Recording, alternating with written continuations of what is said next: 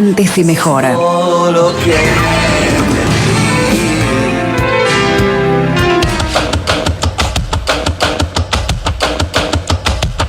Recibimos como cada miércoles a gente que nos ayuda y cómo a pensar la realidad. Hoy es el turno de Santiago Polov, el filósofo, politólogo. El tema de hoy es de la democracia a la juristocracia. ¿Cómo va, Santiago? ¿Todo bien? Bien, ¿Todo en orden? Buen día, Ben. En orden. Bueno, mire si tiene materia argamasa para trabajar una realidad tan compleja, ¿no? Es impresionante la materia prima, digamos, Sí, ¿no? Que nos brinda y la velocidad de los realidad. acontecimientos también, ¿no? Sí, bueno, y en esa velocidad, digamos, ¿no? Muchas veces se dificulta como tomarse un paréntesis, como para mirar el cuadro o pensarlo un poco más, ¿no? Hagámoslo. Vamos a intentar.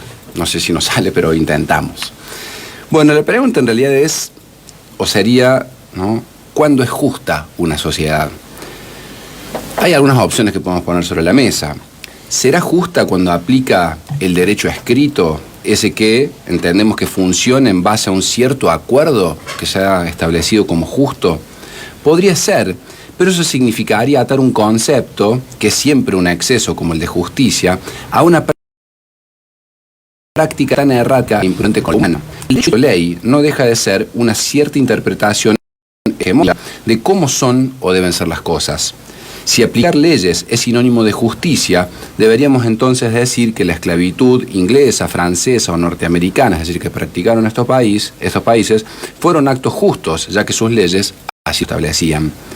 Digamos que filosóficamente hablando es inaceptable reducir justicia al derecho positivo, es decir, al derecho escrito. Tampoco podría decirse, en oposición a esto, que solo es justo el derecho llamado consuetudinario, ¿no? Que son esas normas que no están escritas, pero que guían las prácticas, como por ejemplo el uso y la disposición de la tierra de los pueblos originarios, se dice del consuetudinario que venía siendo. Es decir, no porque algo se haya hecho siempre sería sinónimo de justicia para nosotros, ya que, por ejemplo, también supondría aceptar tal vez como prácticas justas las violencias al género femenino, o al homosexual, o al pobre, porque así se ha hecho siempre en mi comunidad, digamos, ¿no? Una tercera alternativa para encontrar esos principios de justicia suele buscarse en los llamados derechos naturales. Esas son las posiciones que en la filosofía del derecho se conocen como ius naturalistas. El problema es la definición de naturaleza aquí. La llamada falacia naturalista intenta precaver justamente de aquellos usos morales de lo que serían las llamadas propiedades naturales. Por ejemplo, si se observa que las personas pobres son de piel más oscura que las personas ricas, podría extrapolarse el juicio de que hay una predisposición natural a la pobreza o a la riqueza según el color de la piel. Suena absurdo, pero se usó ese criterio de observación como fuente del llamado derecho justo, y lo peor, se sigue usando muchas veces. El asunto es que, en los tres casos, tenemos apenas una parte del problema. Porque, en definitiva, ¿a qué se refiere el problema de la justicia? Suelen tomarse tres ejes. Se refiere al trato entre los individuos, a qué debería ser la ley y a cómo organizar la sociedad. La forma en que un tiempo, una sociedad o una nación responde a estas cuestiones es, como dice Alain Badiou, la verdad posible de una política. Es decir, la justicia es entonces el nombre o la verdad que logra imponerse como criterio ordenador de esos tres ejes.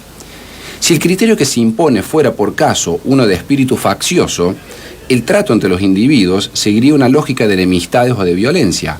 La forma de la ley buscaría empoderar a la facción dominante y la sociedad se organizaría sobre bases por principio inequitativas.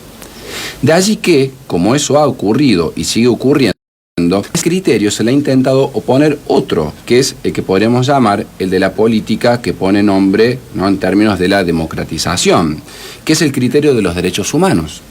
El trato aquí entre los individuos sería componedor, la forma de la ley es permeable y democratizante, y la sociedad se organiza o se organizaría en torno a la existencia común de la vida, los sujetos y los bienes comunes. La pregunta central que plantea el problema de la justicia es entonces cómo se distribuye eso que apreciamos o eso que una comunidad aprecia. Lo que Michael Sandel establece como en tres elementos: cómo distribuye eso que apreciamos como derechos, como deberes o como recursos.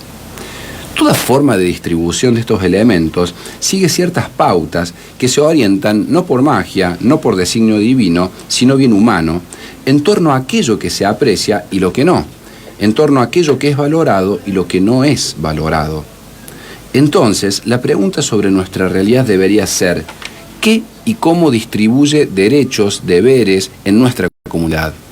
Esa distribución sigue pautas democráticas o despóticas. ¿Cómo es la ley que organiza nuestra sociedad?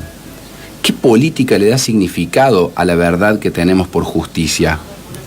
Digamos, como decía Walter Benjamin, que el derecho positivo es nuestra mejor oportunidad para pensar el problema de la justicia, ya que nos ofrece explícitamente los indicios de hacia dónde o hacia quiénes se orienta la violencia que el derecho siempre representa y materializa. La violencia estatal o la violencia de una forma de vida por sobre otra, la violencia respecto a recursos. Siempre que hay derecho, dice Benjamin, le es consustancial una violencia. Incluso los derechos humanos, para algo el derecho debe imponerse en lo real, digamos, ¿no? Lo que podemos intentar pensar es justamente si esa política que está, digamos, íncita en esa violencia, democratiza o no la verdad de esa justicia que nos dice o nos dirá cómo tratarnos, que nos dirá qué es la ley, que nos dirá cómo se organiza la sociedad y cómo se distribuye lo que apreciamos. Sería una suerte de examen por el que deberíamos hacer pasar a todas las lógicas que nos dicen o que responden a su modo esos problemas de justicia. ¿Cómo lo hace, cómo ordena esos criterios de justicia el capitalismo? ¿Cómo responderían Bullrich, Milley o Larreta a esas lógicas, ¿no? A esos reclamos de principios de justicia? ¿Qué es lo que nos ofrece la lógica mediática como respuesta a esos principios? ¿O las redes sociales o la inteligencia artificial? Pero, como decíamos, si queremos llevar esto al problema del derecho positivo y a su forma o no democrática, ahí deberíamos ver o prestar atención al derecho que nos rige o al derecho que se aplica y la lógica de distribución que se sigue. Y ahí en nuestro país no deberíamos ir tanto a los libros de derecho, sino a ver al derecho que se aplica, en este caso, por ejemplo, el de la Corte Suprema, constituida hoy en lo que se puede enunciar como juristocracia. Si la democracia es la práctica del poder de un sujeto llamado pueblo, demos, kratos, ¿no? Demos en su etimología significa pueblo, kratos, poder, ¿no? Entonces, si la democracia es la práctica del poder de un sujeto llamado, así, sin una precisión total, pueblo, ¿no? La juristocracia, juris kratos, ¿sí? Es la práctica del poder de aquellos que constituyen el poder judicial, jueces, juezas y fiscales. El problema es que el Poder Judicial no es o no debería ser una política que da verdad a lo que es la justicia en una democracia, sino que es un sistema de control a los excesos del Estado contra los ciudadanos o entre los ciudadanos y la sociedad. Pero nunca un orden de poder, no debería serlo, que enuncie verdad sobre cómo distribuir, porque no es su función decidir qué hacer con lo que la sociedad aprecia, o cuál debe ser el trato entre los individuos, o qué debería ser la ley, o cómo organizar la sociedad. El problema es que hoy, es que es justamente esta juristocracia la que parece imponer el criterio sobre estos tres ejes nombrados. Hay que hacer notar siempre que se trata de un poder que no legisla ni gobierna, además de que su constitución es por lejos la menos democratizada de nuestro sistema. Tal vez sea un exceso señalar lo obvio. No puede esperarse que una lógica por principio no democratizada sirva a los fines de la democratización. Es una tendencia en contrasentido. La organización constitucional en nuestro país ha dejado el Poder Judicial, desde la Constitución de 1853, lo ha dejado como cancerbero de los poderes antidemocráticos. Cancerbero o cerbero, digamos, era el perro guardián del Hades, digamos, ¿no? Ese perro de tres cabezas, es decir, el guardián del infierno, ¿no? Desde ese tiempo, digamos, este poder entonces funciona como el cancerbero de los poderes antidemocráticos que filian la realidad a sus fines, a los fines de las oligarquías terratenientes y de los poderes extractivistas extranjeros primero, y luego ahora reconfigurados en poderes mediáticos, en círculos rojos, en bancas extranjeras y en organismos antisoberanos como el FMI. En los breves interregnos en que esos poderes no gobiernan formalmente, lo siguen haciendo hoy de un modo cada vez más flagrante a través de la juristocracia. Hay que ver cómo hoy la Corte Suprema, con sujetos nombrados a dedo, que se autovotan, que viven en un universo de poder absoluto, ya toman atribuciones legislativas y ejecutivas, orientan o reorientan los criterios de distribución, habilitan, deshabilitan criterios para juzgar la misma cosa según el bando político, obstaculizan toda medida que afecte los intereses de sus interesados. A las sentencias hay que remitirse, por supuesto. Entonces estamos en problemas. A una democracia ya de bajísima intensidad, postdictatorial, de por sí pactada sobre una serie de elementos que no deberían ser tocados, los bloques estos hegemónicos de poder nombrados, le ha seguido la emergencia de esta juristocracia que sistemáticamente niega el verbo democratizar sobre sí mismo y sobre los criterios de verdad que defiende sobre esos tres ejes de la justicia. No hace falta estar en un partido político para hacer política. Hoy vamos hacia los 40 años de democracia postdictadura, cada vez con menos democratización, no obstante, de estos principios de justicia. Me preguntaba cuando te escuchaba, ¿qué diferente tuvo el momento en el que Néstor Kirchner asumió y había una descomposición similar en el poder judicial con la mayoría automática menemista, ¿no? Uh-huh.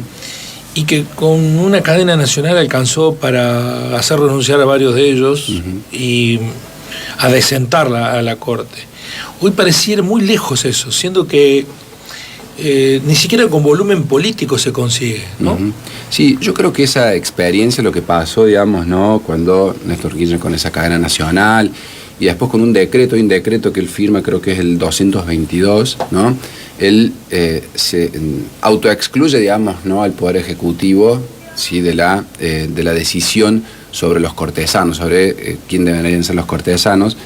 Eso sirvió, me parece, también, así como sirvió a la democratización de esa corte, ¿no? a la ruptura, digamos, ¿no? de esa mayoría automática, a la renovación total de esa corte, también, digamos, ¿no? sirvió de elemento, digamos, de advertencia para estos propios bloques hegemónicos de poder, para ver cómo blindar, digamos, ¿no? en un eventual, que sabían, digamos, en definitiva, un eventual cambio de la lógica del poder, cómo blindar al Poder Judicial, digamos, ¿no? Es decir, cómo generar estrategias, ¿sí? para que el sistema, digamos, del Poder Judicial y lo que ese sistema protege, quede, digamos, lo así, indemne de lo que ocurre, ¿no? en el resto del país, o que quede indemne de las reclamaciones, digamos, de democratización, o que quede indemne, digamos, del cuestionamiento de los privilegios o de las decisiones. Es decir, me parece que podemos pensar al revés. Después de esa renovación que hace de Kirchner, digamos, ¿no? y de los intentos de reforma judicial que hubo, ¿sí?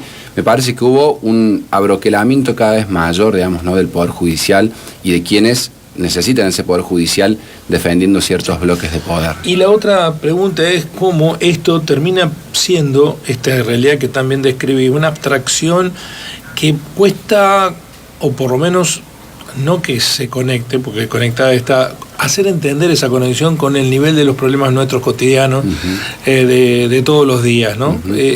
Hay ahí como una ruptura, sobre todo hay un sector político que sigue bancando las decisiones de la Corte, que dice no hay que meterse con la Corte, lo hace por una cuestión absolutamente coyuntural electoral, pero nos cuesta a nosotros los comunicadores linkear eso que está pasando con el día a día de mucha gente que se ve afectada por eso que está pasando, ¿no?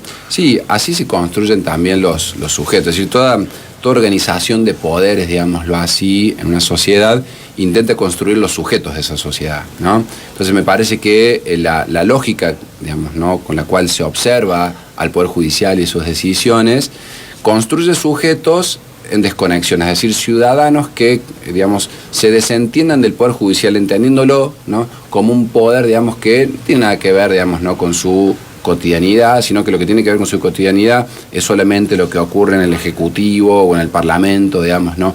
en esa inmediatez. Pero, digamos, ese trabajo de desconexión de lo inmediato con, digamos, ¿no? lo que sucede en el partido o en el Poder Judicial, ¿no? es un trabajo de producción de ese sentido. Sí. No funciona, digamos, de un modo anárquico ni natural, digamos, ¿no? Se construye esa desconexión. Sí. Incluso los hace soportar la crítica más común, que es cómo es que el Poder Judicial no mete más preso a los pibes chorros, Claro, o a los pobres, Exacto. ¿no? A los rateros. Exacto, ¿no? Es el único reproche. Es el único reproche y no, digamos, no el cuidado de los privilegios de estos bloques hegemónicos que, insisto, han mutado tal vez algunos nombres, pero siguen siendo los mismos poderes que ya la Constitución de 1853 establecía, ¿no? Como aquellos sujetos a proteger por el Poder Judicial. Bueno, no ha cambiado tanto la historia. Placer de escucharlo como cada miércoles. Gracias, Santi. Hasta la próxima. Por el espacio. Santiago Polop, politólogo, filósofo de la democracia a la juristocracia.